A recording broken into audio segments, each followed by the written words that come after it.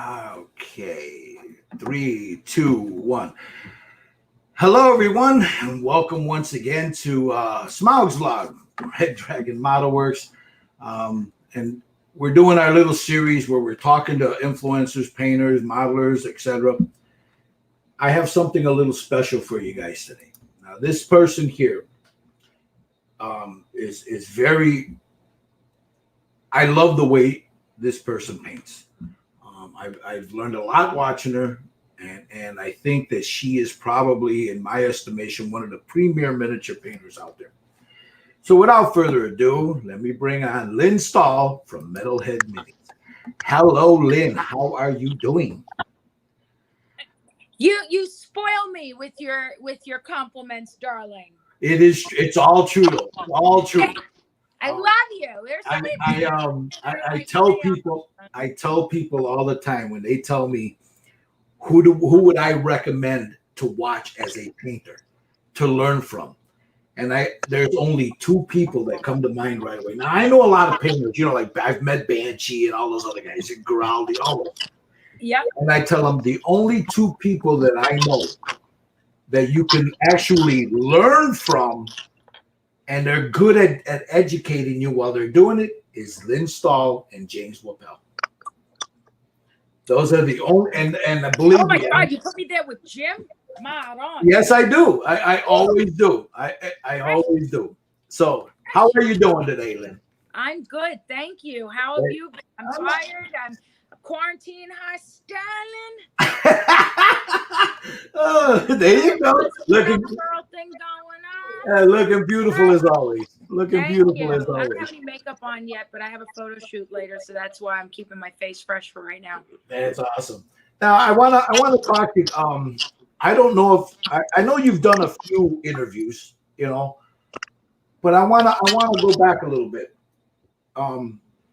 into your journey, how you started this. What brought you onto the path of painting? We'll talk about figure painting in a minute because I know you do other things. You sew, you do other things. Yeah. You knit, But let's talk about painting. Right. How did you get into the painting aspect? And then we'll get into the figures. How did you get into painting? I was introduced to it by my ex, who actually we're still friends. His name is Smaug. I got introduced to it in 1997. So you've been painting now. Was it figures that you started doing? Yeah, minis. Yeah, D&D minis. Okay. Okay. So now, when you got introduced to it, did he show you the ins and outs of it, or did you already have the artistic? Because I know you got an artistic flavor to you, girl. So yeah, I did art before, and that's why he knew that I would take an interest to it. Aside from the fact that I've always been into fantasy stuff and like Lord of the Rings, and I know about D&D and stuff like that. I didn't know about the minis part of it. I was in foster care. I didn't really get to go and play D&D with kids until later, but I knew about it. I was familiar with it because I watched the D&D show when I was a kid and stuff. And so when he saw that I had an interest in all that, he was like, hey, there's something that I think that you'd really like. And so he brings down this box, and it was really funny because you wouldn't, when you met him, when you see him, you wouldn't think that that's what he would be into, because he was the type, he wore jeans, a leather jacket, he listened to rap and hip hop music, and but our sense of humor and stuff melded really well, even though I was into metal, and he appreciated it, but it wasn't like into it as I am. And so when he brought down this box from his attic, which consisted of Marvel scale models and then minis and D&D books, I thought that somebody just left that box in the attic. Like, I didn't think for 2 seconds that it was his, So when he brought it down, I was just like, who are you? And I felt like I was meeting this new person, and he was really excited, and it was a real bad storm outside, and that's kind of how he got into the whole thing of, let's do it because we have nothing else to do. You can't go outside, whatever. And he showed me the minis. He's like, hey, you want to know how to paint them? Because there was paint in the box and everything else. And I was just like, well, yeah. And then next thing you know, I was painting all day. And I said, hey, what store can we get all this at? And then the next day I went out and I bought the entire set of GW paints, a bunch of brushes, and spent like you know, like, I don't know, I spent like altogether in the store like $600 or $700 and bought a bunch of Ralph Partha, AD&D, and Reaper minis. Actually, that was like the first year that Reaper started too. So, do you also game now? I mean, I know you game because you go to like ReaperCon, Gen Con, all that stuff. So you're gaming also, right? When I can, yeah. Not necessarily at the conventions, because at the conventions I'm usually hired on to go either because I'm managing and running the whole thing, or, you know, one part of it, or I'm teaching, and, you know, and things like that. So I just make sure to focus on those things. If I have time on the side to play a game, it might be something like Cards Against Humanity, something late at night where, you know, you sit, it's something easy, whatever. Occasionally maybe another game, but like if it's something like 40K or Age of Sigmar or Guild Ball or whatever, then that would take place at a separate time, usually outside of a convention. I'll always bring the stuff with the intention of playing, but you never have time to do it. I never have time. No, I honestly don't, especially Gen Con, because I direct all the miniature painting stuff and everything, so there's like no have time for that. One of the most chill cons for me is actually ReaperCon, believe it or not, because I'll teach like a couple of classes, you know, maybe if it's in the schedule to do so, and then I get to, you know, talk to people and go around, and I do make my rounds networking wise too, because that's a priority, but to keep touching base and what have you. But other than that, yeah, that's one of the more chill cons for me. So now, how did the commission? Did the commission come before the teaching?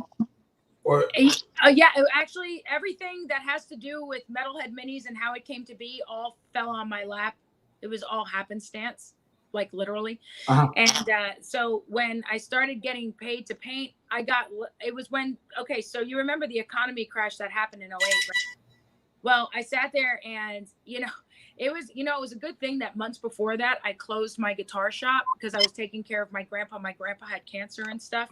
And so it was actually, you know, sorry to say, but what I did was I knew there was no way that I was going to be able to focus on, you know, taking care of my family, my grandpa being sick and everything at the same time. So I closed my guitar shop, and then a few months later, like all that happened, right? So it was a good thing, you know, how that came together. But anyway, I was also working for Verizon at the time, and I got laid off when all that happened, you know? So then I sat there and while I was in college and everything, finishing one of my degrees and everything too. So I sat there and I was just like, well, shit, what am I going to do with my time, you know? And so I sat there and I ended up painting minis because there were already a couple of times in my life that I went through something really bad, and I painted, and it practically like saved my life, besides World of Warcraft, right? So and that's funny because usually people will sit there and say I was addicted to WoW and it did these bad things, and for me it's like, nope, it saved my life, you know?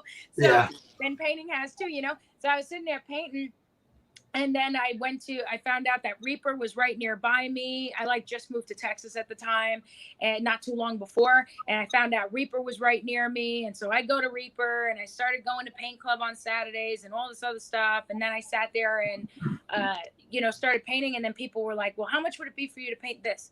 And how much would it be for you to paint that? And, you know, and whatever. And then next thing you know, I kept getting paid to paint stuff. So, you know, and then that was going on, right? Yeah, so you were a musician too, weren't you? Yeah, I was in the music industry before I was in the gaming industry. I've been a musician since I was 2. What instrument? Guitar, I take it, the guitar. Yeah, guitar, bass, drums, keyboard, and sing. Yeah, I've been doing singing the longest. Well, look at you, woman! You're multi-talented, aren't you? Oh, thank you. Now that's in New York. Am I correct? Yeah. Okay, so you moved to Texas. Yeah. And that's where the miniature started, you know, taking off for you. Mm-hmm. So you've been doing this how long? As far as now, I already know this because I got it up here. But for those that don't, Metalhead Minis has been around now for 11 years. So you've been commission painting for 11 years. Yeah. The one picture I remember is where you're standing and you got those like this here.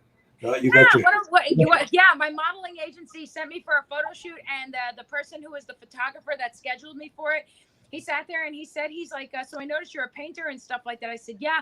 So he wanted to take pictures of me in general, but then he also saw that I was a musician and all this other stuff. And he's like, hey, why don't you bring, one of your instruments and stuff? And so I brought my bass Ethan. They all have names. So I brought my bass Ethan with me. And then he was like, was saying about the art. And he's like, why don't you bring some of that with you too? And I got something cool in mind that I want to do. Yeah. And I'm like, well, what do you want me to bring? Like my brushes, my airbrushes? He's like, bring both. We'll figure out something, And yeah, so that photographer that day, he took the pictures that, him and my modeling agency planned, and then also did that picture with the brushes and the airbrush, right?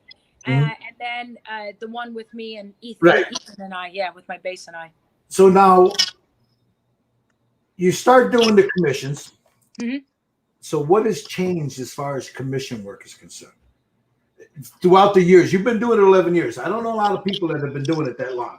I know people that have started doing commission work and they flame out a year or two later. It's so easy to burn out on it. That's why, because, and there's a lot of things to it. And I made a video a while back. It's on my YouTube channel. I think it was like from 3 years ago or something like that. Right.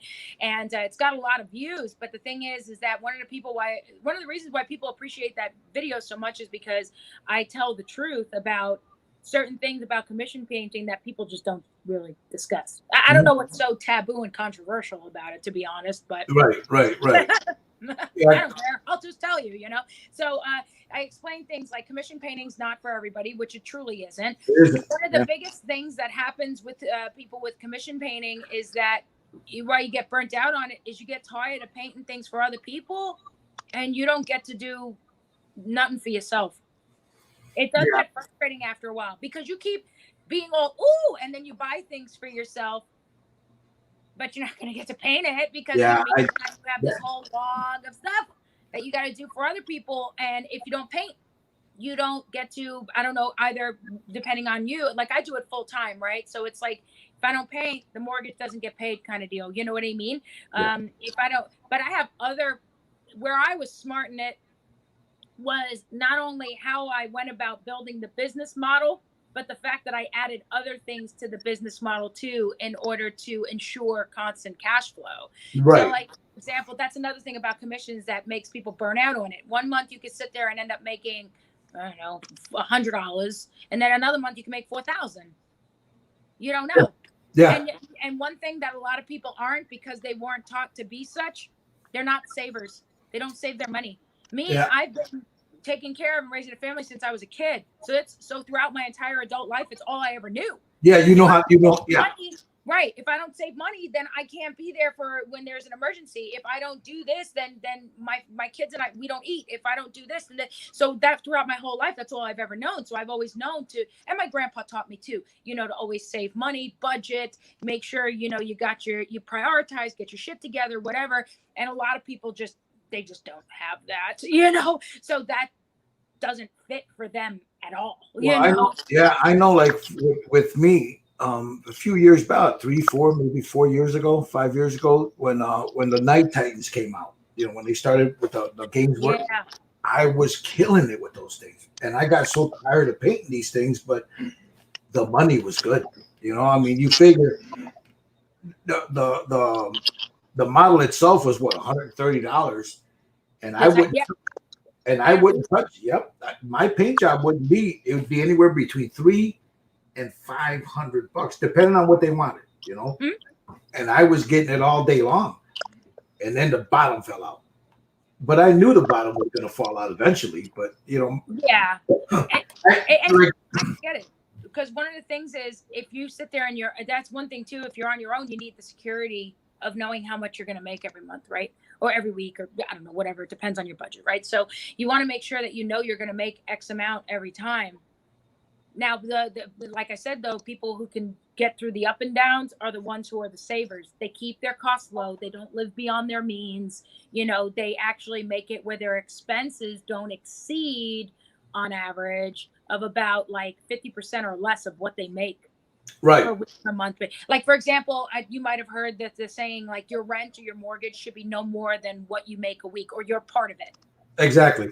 Should be no more than what you make a week. And that's very true, because if you don't do that, you never get ahead, like, ever. Because then you end up becoming like stupid house poor. You know what I mean? Yeah. So, and it's unfortunate, but yeah. So, I mean, that's another reason why, commission painting isn't for people. Another thing is, a lot of people don't have a concept on how much Their time time and is work work. is put in. Exactly. I was going to get into that. A lot of people don't value their time the right way. A lot of people don't value their time the right way because they're a novice to it. They don't know how to.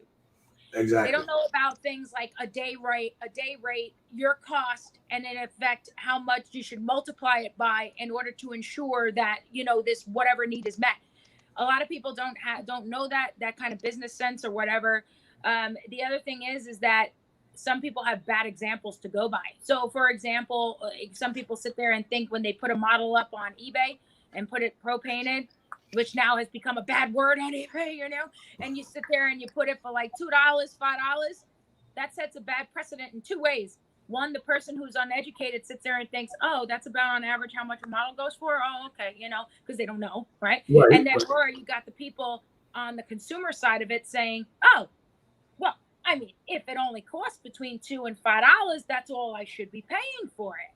Yeah. So then you end up getting into these arguments where people don't understand they're paying for your experience, your education, whatever. And just because you don't necessarily get a degree in miniature painting, that doesn't mean I didn't take classes to get better at it. I was going to get into that because a lot of people, they end up taking classes to better their skill. Like from someone like yourself, those classes cost money.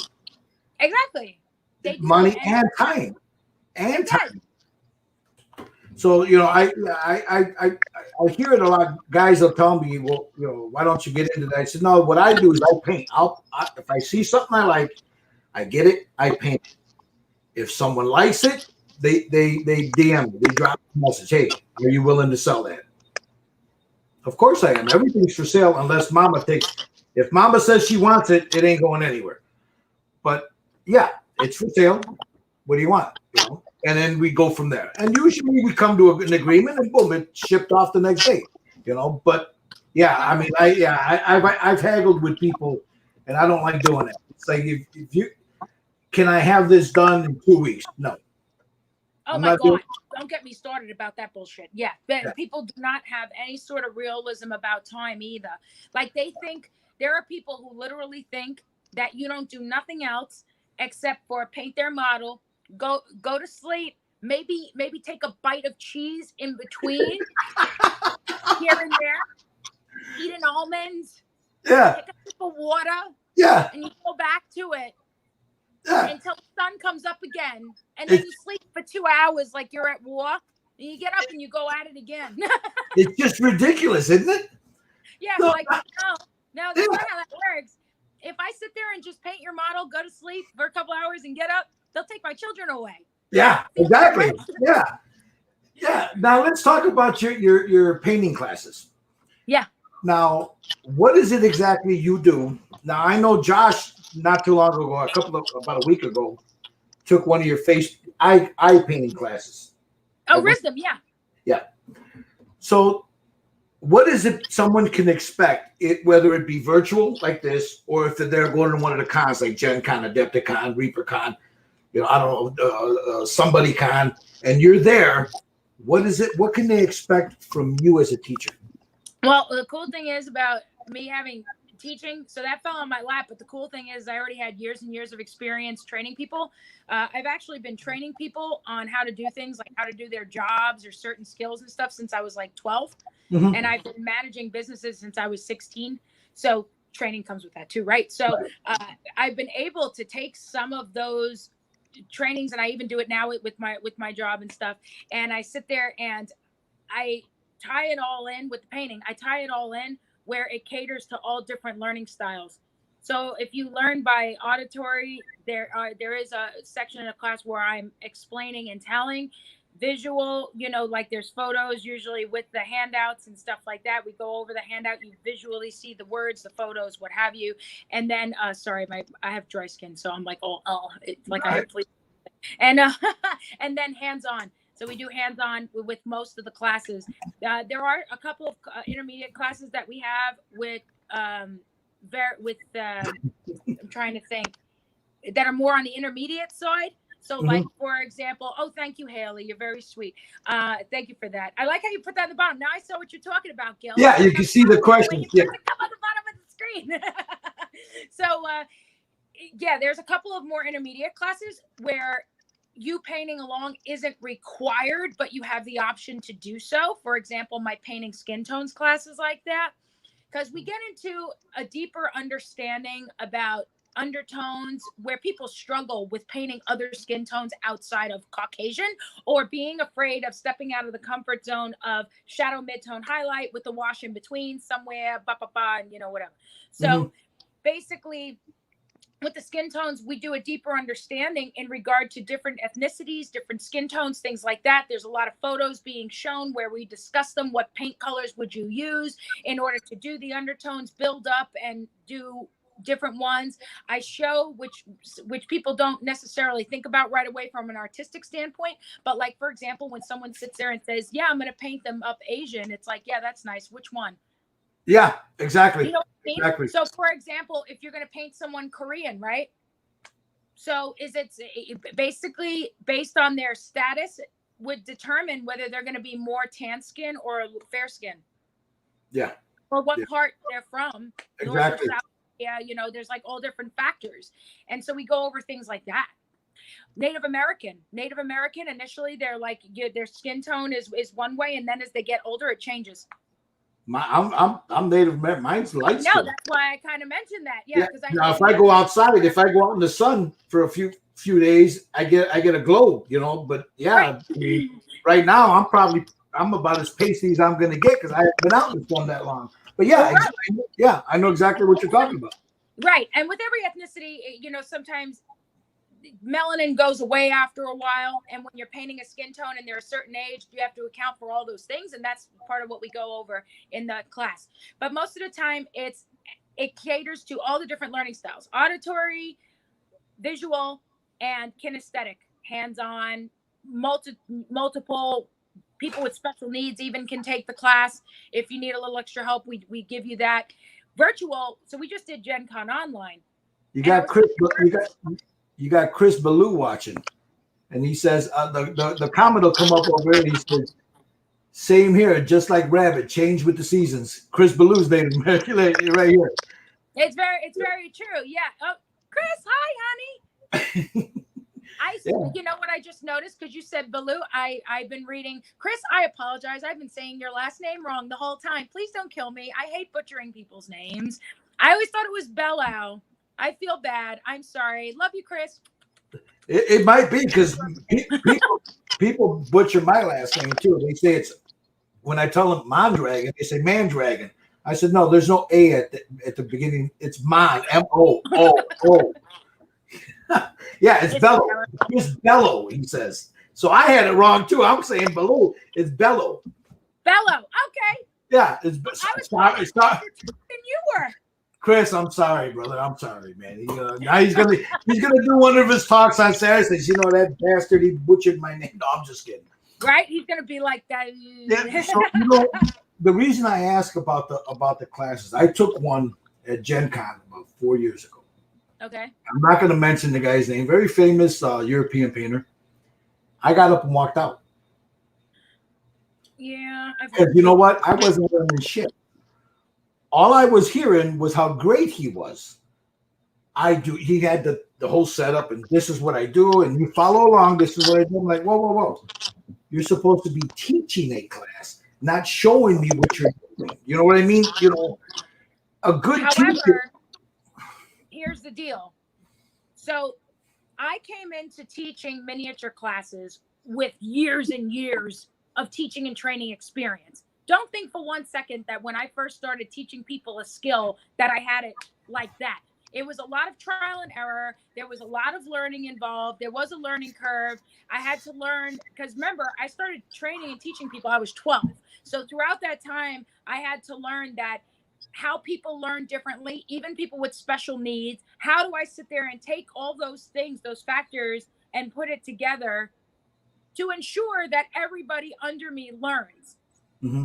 And I've had to teach people different kinds of things with different jobs. And, you come into contact with all these different people that have different things: high functioning autism, deaf, because I'm half deaf. Like, I'm completely deaf on this side, so I read lips mostly.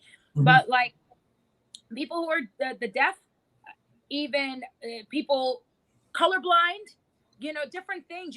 So you have to figure out, how am I going to make sure that you learn? Because that's my job. I have to make sure you learn, right? Right. So over the years, I've developed these skills, which therefore, when I was given the opportunity to teach miniature painting, I was able to say, okay, people learn in all these different ways. How do I translate that to mini painting? Okay, pop, pop, pop, pop, pop, done and done, right?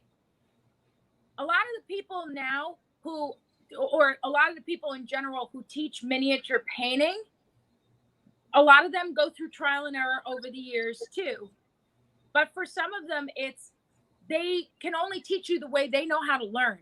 Right. So the people who were in that person's class, the only people who benefited were the ones who were visual learners or auditory. Well, see, that's what I've always been a visual learner. I mean, you can explain something to me till you're blue in the face. Show me what you did, and I can pick it up. That's what he was doing, right? When he was doing the demo, this is how you do it, or did you mean more? Because that was the impression I was under when you told me. So I'm sorry if I got it wrong. No. It was part of that, but it was a lot of it. There was while in the beginning of the class everything was cool, but it was mostly it turned into an ego stroking assembly. You know what I mean? Yeah. It was more like how great you are as a painter versus watch what I'm doing. Okay, because I was the impression he was just but it was more when people would ask a question, he wasn't answering it, but he would answer questions about and the way maybe I'm nitpicking, but to me it was more of an ego stroking session than it was a painting class. And I've been around a lot of good teachers, painters, and I thought, nah, this is not for me. Number one, I don't want to keep hearing how great you are and what your bona fides are. Show me what you're doing. That's what I paid for. I paid for you to show me what you're doing. I didn't pay for you I didn't pay for me to hear how great you are and how many golden demons you've got and all this. I already know all that. That's why I'm here. Class. That's why I'm here. Exactly. And God bless the guy. I mean, he's still doing pretty well. I mean, I talk to him every now and then, and I always remind him that I got up and walked out. And she's like, "Why you do that to me?" I said, "Because you're full of shit sometimes." And we laugh about it. But now the teaching, what I tell people is if they want to take a good class, because like you're on Twitch. Guys, check her out. She's on Twitch. Is it Tuesday, Metalhead on Tuesdays or? I know you do it Tuesdays. Yeah, I try to stream like 4 times a week, but it's just sometimes things come up and Yeah. But I stream early in the morning, Monday, Wednesday, Friday, and then I have Twitch Tuesday night from 8:30 to 10:30 Central. But see, now what you're talking about, the visual thing, you can watch as you're painting along. Right, and auditory too, because I'm the. I was going to say that you're also explaining what you're doing. And that's the thing. Like some people, when they're teaching, they can only teach you the way that they know how to learn. They never had anybody sit there and tell them, or they're not in a position where they're sitting there constantly teaching people all different things, and thus learning that people learn in different ways. And how do you translate that to ensure people learn? So it's not any sort of a malice thing. It's just that's what they know. Show us how you do your stuff. Okay, cool. But the thing is that when they're mostly the easiest way that people can think of is, well, I'll just show them. I'll sit there and I'll demo it. Lynn, you rock. Oh, thank you, Winnie Warmutt. Thank you. Yeah, that's Brian. Yeah. So basically, people sit there and the first thing they think is, okay, I'm going to teach a mini class. I'm just going to show them how I do something. But the issue is that most of the time, if that's the way they're going into it, they're negating a whole other learning population. So they're catering to the visual learners, and possibly even some of the auditory, depending on what's going on, because some of them sit very quietly and just paint, right. And then all you got to go by is thinking with your eyes, right? But then there's no hands-on. So you're negating all the whole other learning population. Thank you, Lloyd. Yes, he's Yeah. always on my Twitch, Yeah. watching my Twitch. Thank you, Lloyd. So, and that's sad because a lot of people in general are either visual or hands-on learners. Yeah, I do that when I used to teach airbrushing. You know, I mean, I would try to explain it to someone, and that didn't work. Right? So I would have them come. Yeah, so I would have them come here, and I'd set up the easel, and I'd sit there with them. You know, and this is how you do it. This is how you do this. Yeah, but I'm not. Oh, I know. And having airbrush classes at different places is rough. Like Caleb, he does like these amazing airbrush classes, but I'm sure that poor thing, it's probably a whole big to do to set up, at a game store, at a convention, especially convention centers and hotels. Oh, Maron, they frown upon the whole compresses and the airbrush because they automatically think that you're like a 2-year-old and you're gonna get it out. Yeah, add some art to their carpet. Yeah. So okay. Now with the Twitch thing, you have what do you call it? Patrons, right? People I don't have a Patreon. I don't. That's okay. A lot of people ask me about that, and it's not that I haven't had the thought in mind to create one, but the thing is that a lot of the other artists that I talk to that do Patreon, from what I hear from them, it's like a whole other full-time job. Oh, really? Yeah, because so I have a YouTube channel, right? And everything's been really crazy, family-wise. The kids are off for the summer, all this other stuff. We're trying to get everything organized, blah, blah, blah, right? And I had to homeschool through this whole COVID thing while working more than full-time because I own a company, as you know. That's why we're talking to me, right? And I do another job in the mornings because I enjoy doing logistics and stuff like that. And I can't sit still. It's an OCD thing. And basically, I do all these things. And so I don't always have time to sit there and I'm going to put up a video every Monday at this time and whatever. So if I can't even do that, then how the hell am I going to have a Patreon, right? Because the thing is that, so you already have to post stuff up on your YouTube in order to get people to watch you and get on Patreon, right? And then you got to do the Twitch. And then on top of it, I would have to do special videos, special this, special that, or I don't know, special tutorial PDFs, or I don't know, whatever the hell, in order to get people to get and stay on my Patreon. And that would just be a whole other full-time job in itself. And if I can't give you the commitment of I'll put up a video for you on YouTube every such and such day, then how the hell am I going to sit there and do that for you for a Patreon? And that would honestly make me feel bad, because I have special needs kids and stuff. I can't just, drop everything and do everything scheduled at the same time every time. I wish I could, but you just can't.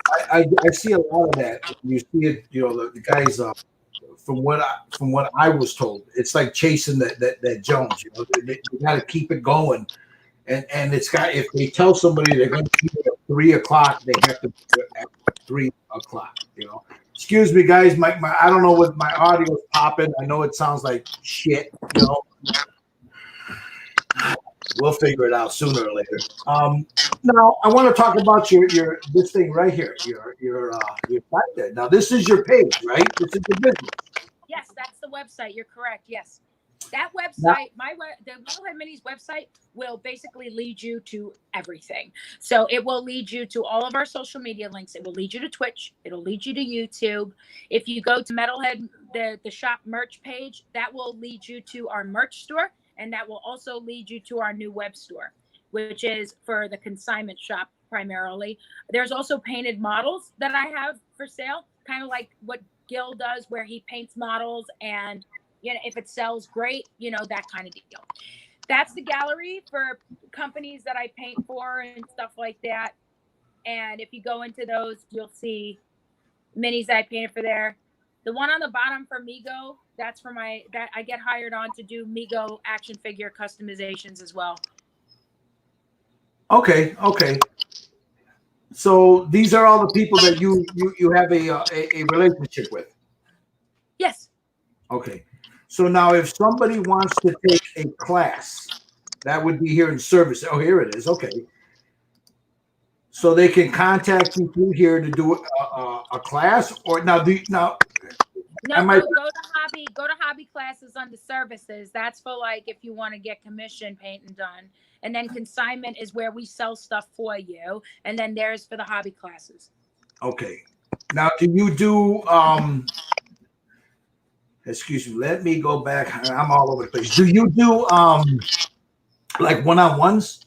Yes, via Skype. That's located. The information on that is located not just in this hobby classes section, but also on the homepage part too, when you scroll down. Oh. So go ahead and scroll down. That would be your.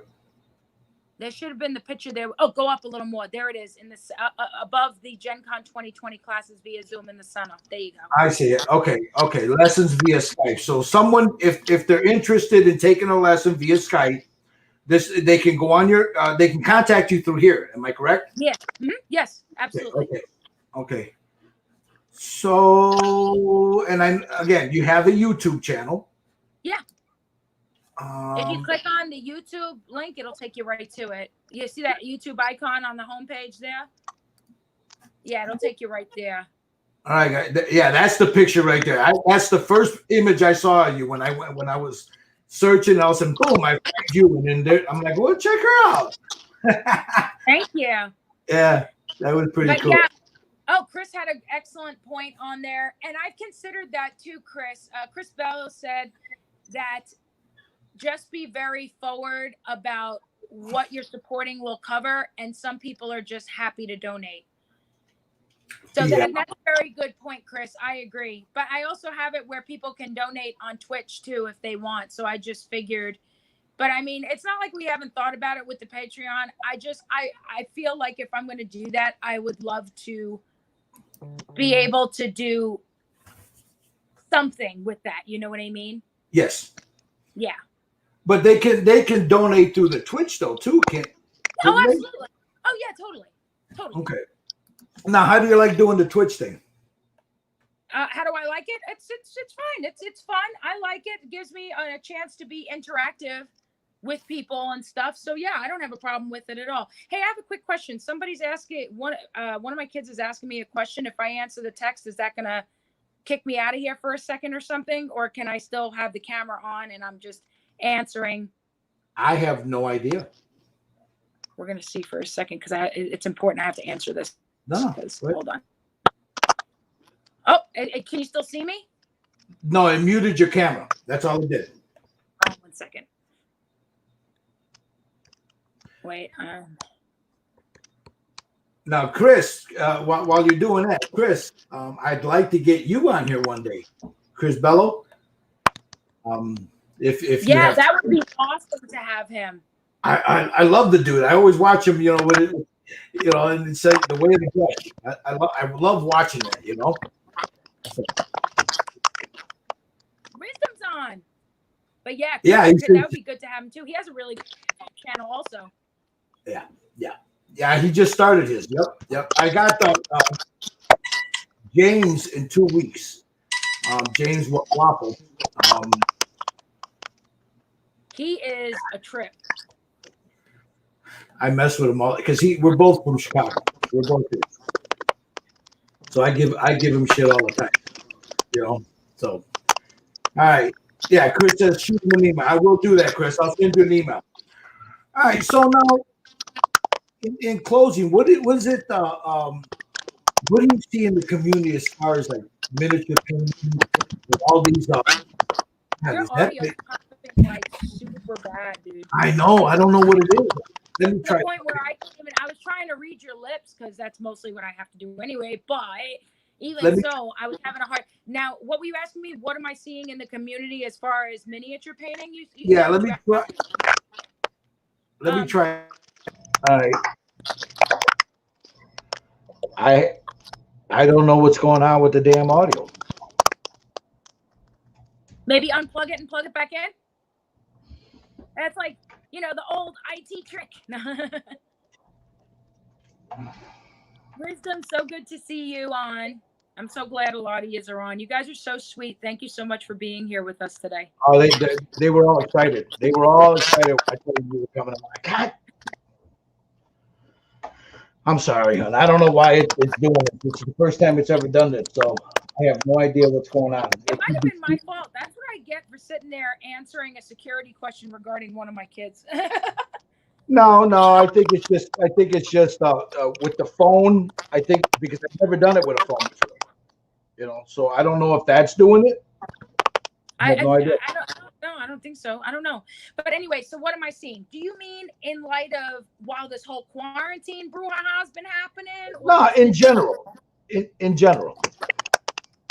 Things that I see. I see a mix of different things. I see one part of it where people are very loving and supportive of each other.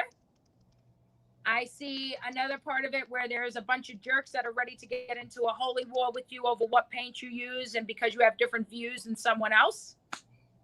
Whole divided thing. And, no. Yeah, people being divided over absolute stupidity, and people who are toxic about Kickstarters, like if they don't get their stuff on time. I've literally know about people who ran Kickstarters that were given death threats and wished for cancer to happen to them because their Kickstarter pledges didn't get to them on time. So while there's like a lot of really, also there's been instances about sexual harassment that's happened to girls. Yeah. In the community, which I think is terrible. So I think that there's a lot of aspects with the community that's great, but I still think that there's a lot of improvement that can happen as well. What about all these paint companies? What about all these paint companies you said? Like the fact that there's now so many different ones? Well, I mean, I think it's great that there's a lot of choices. I think that's the best thing about the hobby is that you can have a preference. You can use whatever paint you want. You can use Apple Barrel if that's what you can afford and what you like to use. You could use Reaper. You can use, whatever paint you want. And each company, for the most part, fits people in different ways, whether it be budget, color palette, type, whatever. I feel that as long as each paint company brings something different to the table, to me, it's all good. But if you have a bunch of paint companies that are all doing the same thing in essence, just with a different name slapped on the bottle, then that's kind of a waste. Yeah. So, but a good thing is that for the most part, from what I see, a lot of the paint companies all bring something different to the table. So Turbo Dork is a company that is specifically specializes in turbo shift, color shift, sue me, take me away, right? Mm-hmm. and metallics in colors that you wouldn't typically find, right? So That's what they bring to the table, right? Reaper, from what I see, very big range of colors, good matte finish, and very friendly to beginners or beginner to advanced because they have like the paint set up in triads. Takes the guesswork out. That's awesome. We like that. Mm-hmm. GW, of course, we love GW. Chimera Paints. Chimera caters to the professional artist. You have like a limited range of colors, which is great if you travel a lot because now you don't have to bring 500 paints with you no more. And you could sit there and mix the colors and still be able to get any color you want. They're highly pigmented. They're nice and bright. I like those too. I got those. And Badger, I love that it doesn't have to be an well, actually, that's pretty much for any airbrush paint that you can use them with a brush, a hand brush too. Yes. But Badger and Stynylrez especially is very friendly to that. Endgame Air. Vallejo has a great range of colors, has a little bit of that vinyl look to it, but some people like that stuff. And I have a lot of Vallejo paint. And what else? So Pro Acryl, highly pigmented, great range of colors, has that nice matte finish to it. And I like the bigger bottles. The bigger bottles are cool. The twist thing I don't like so much, but you get used to it. I have from them the flip top bottles. I actually switched all my contrast paints to their flip top bottles with the green glass things in them. Mm-hmm. I love them. Mm-hmm. So good on you, Monument Hobbies. And what else? I don't know, but yeah, that's what I think. I think that a lot of companies You know, some that certain ones that compete, they have very similar items and compete. Vallejo, AK Interactive, and MIG, you know, for example. And you know what I mean? What would you recommend as far as a paintbrush to a beginner? Oh, well, I still have a bunch of since Series 7 brushes. Remember when the whole thing happened when they were like, no more brushes? Yeah. I literally cleared out my distributor and 2 hobby stores in different states and bought all their Winter Newton that same day. Hey, how many Winter Newton brushes do you have from like 000 to 3? Give me all of them and invoice me. It's like I almost was like holding them up over the phone. Give me all your brushes. So I still have a lot of those. Over time, of course, I try other different brushes too. And I find that friendly to beginners, I have Monument Hobbies brushes. Those I think are actually really good, and they're a pretty decent price for how many you get. The deck cord ones are the synthetics. Those are the ones that have, like, as one would say, and I got this term from Yeji, they have like snap to them. So basically, if you wanted to use them for like lining or certain kinds of blending or doing freehand, you want a brush that has snap to it, because then if you're using the synthetic, then it moves kind of minimally as you put the paint on there, right? The Kolinsky Sables, whereas if you put it on the surface, it just kind of moves around like soft hair, you know, like like you use a hair model's hair along the surface. Right. So there's that. Game Envy also came out with brushes that I think are pretty friendly too. I like them. So I have some Game Envy ones here too. I have the 000. This one's been really taking my abuse. So I vote yes to these 2. And then I have a 1 somewhere of Game Envy too. So yeah, I would say Game Envy, Monument Hobbies, those are really good.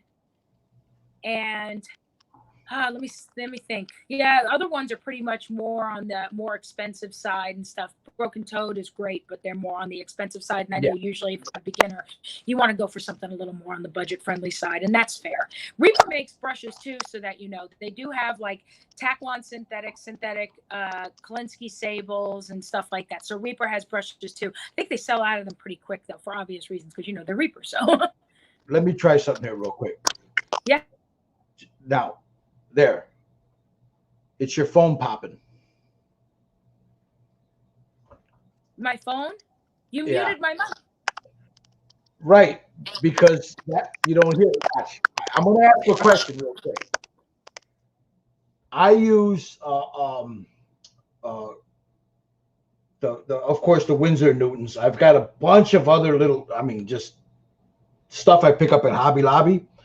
I also the ones that I like, and I've been really loving these things. I get them at Hobby Lobby. They're called Princeton Summits. They're synthetic, you know, beautiful. Like you were saying, they got that snap, you know, that snap to them. And my favorite are my where is it at here? This is my Raphael's 8404s. God, I love these. Gift, my friend Marie got them for me. What do you think of them? I like them. This one has been taking my beatings too, like pretty. Like, look, this one's been treated a little rough. I ain't even gonna lie. This is a size 2. My friend Marie got it for me like a few years ago, and I basically I primarily use it for like base coating. There's other companies that make good brushes too. Oh, you know which one's good that I used to have a long time ago, but I haven't got since just because I have so many brushes still? Rosemary and Company. You know, I had some of those. I got rid of them. Yeah, no, I've tried them before. Those are very budget friendly too. And if you're overseas, like in the UK, Wamp, W-A-M-P, Wamp, he has brushes too in his web store. The one that you remember, that Wamp forum? Yes. Yeah, he has brushes too. He did a Kickstarter with the brushes, and those brushes, I still have them. Awesome. I'm going to check them out. Wamp, W-O-P. W-A-M-P. A-M-P. Whiskey Alpha, yeah. Whiskey Alpha Mary Papa. Okie dokie.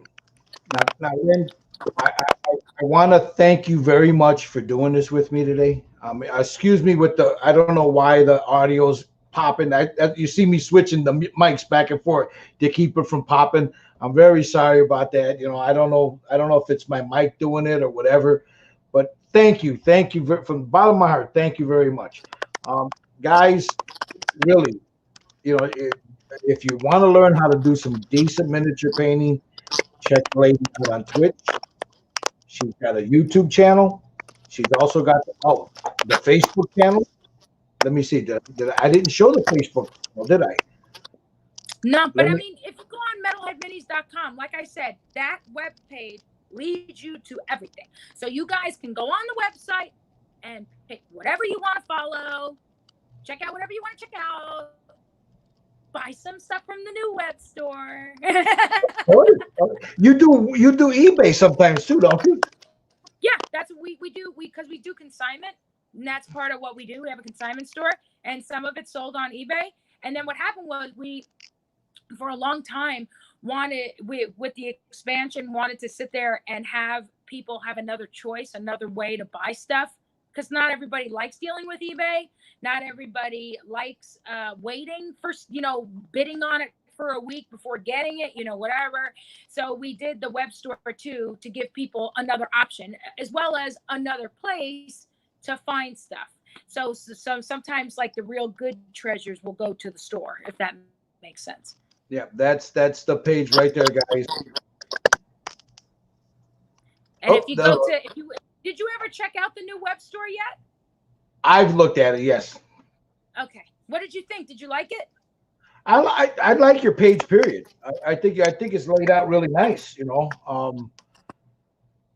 You got the shop right here with the merch. You can go take a look at it. I love your shirts. Yeah, I gotta take a look at. That's the new web store. The one, the merch. The web store is on the top. The merch store is on the bottom.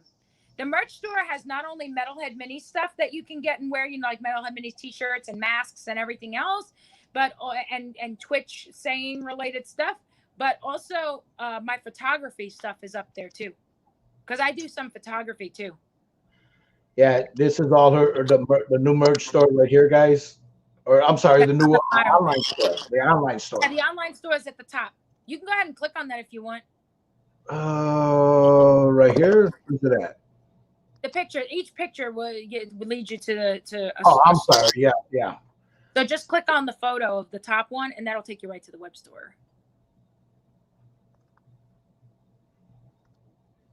There's that. We go over here. It's not taking me there. Bend that one right there. Let's go to home. So that's home. I don't know whether there's a delay with your screen or what, but it doesn't look like you clicked on anything. Oh, I did. It's delayed. Oh, well, that's fine. Yeah, here's your online store there. You go to home, painted miniatures, consignment, more than dice. Let's see. Let's go to painted miniatures. Yeah, we sell stuff for the More Than Dice podcast too, and we have the Warfare Weekend merch up there because Gonzo and I own Warfare Weekend. Look at this. This is pretty cool. I remember when you painted that one right there. That's Which yours. one is it? I can't even see it. I can't even see the same thing you're seeing. Oh, it's not. I'm sorry. It's not showing? No, it looks like you didn't click on nothing yet, at least on my end. Hold on. I think one of the people in the chat were right. Which person said it? Yeah, see, Wisdom said I broke StreamYard. That sounds about right. Rick said you should blow on it like an old Nintendo game. Good job, Rick. Old school solutions work. I tried that. It didn't work, guys. Let's see. There we go. Let's do it. There it is. I like hearing both your accents. He's great. I love him. Accent. Okay. So now you're on the page there, right? Yeah. I don't have an accent. What are you talking about? Man, listen to you. Do I have an accent? I don't have an accent. You got an accent. I don't have an accent. No, it's funny because whenever I used to go down to Texas, I got family down there now in San Antonio. And the minute I'd go into a store, they're, oh, you're from Chicago. I'm like, how do you know? Because the way you talk, I can hear it. Chicago. I said, I don't talk like that. What's wrong with you? No, All right. we hear. Yeah. Yep, that's right. Chris says, I can totally hear you're from Chicago and Lynn from New York. Yep, I'm from the city. Yeah. All right, Lynn, I'm going to let you go, honey. I mean, thank you again. Thank you for doing this with us. I really appreciate it. I'd love to do this again, you know, Yeah, sure. at another date, you know, and just, you know, sit down and see some of your work, you know, maybe, you know, guys, I'm telling you, when she signs off, I'm going to show you all her pages, where to go. Like she said, you can go right to Metalhead Minis, and then right up there, everything's there. You click on it, it'll take you to wherever she's at. And guys, I'm telling you, you want to learn how to do some decent painting, this is the lady that will show you how to do it. So, Lynn, thank you very much for doing this. You have a great day, hon. I appreciate it. Thank you so much, guys. And thank All you right, so much for being on here with us. Have a good day. Thanks bye-bye. so much. All right, guys. We were having a problem with the audio, and I think a lot of that problem with the audio had to do with she was on the phone. So I think that's why the problem is coming through. But guys, again, this is your you know, let me do this. Back to the screen. That's her page there. You guys check it out. Metalhead Mini. Like you said, up at the top, you got all the tabs on there. Just click on one of the tabs, which is right here. Now, we got another brother in the chat. Chris Melton. That guy there, another fan. You guys check him out. He does it a stream on Saturdays, and it's called The Way of the Dead. And it's just, you know, he's talking about the hobby, talking about what he's doing. You guys check him out. You know? Great painter. Excellent, excellent. Another guy that people, I highly recommend. There's not many people in this community. He shows you what he's doing. He doesn't hide it. It sounds like I'm underwater or I'm having a stroke. It sounds like he sounds like he's a pistol. Is it still coming across bad, guys? The audio? Because I don't hear it popping on my end. So is it still coming bad? I'm sorry, guys. Let me cut this off. You guys, thank you for watching. You guys have a good one. We'll talk to you soon.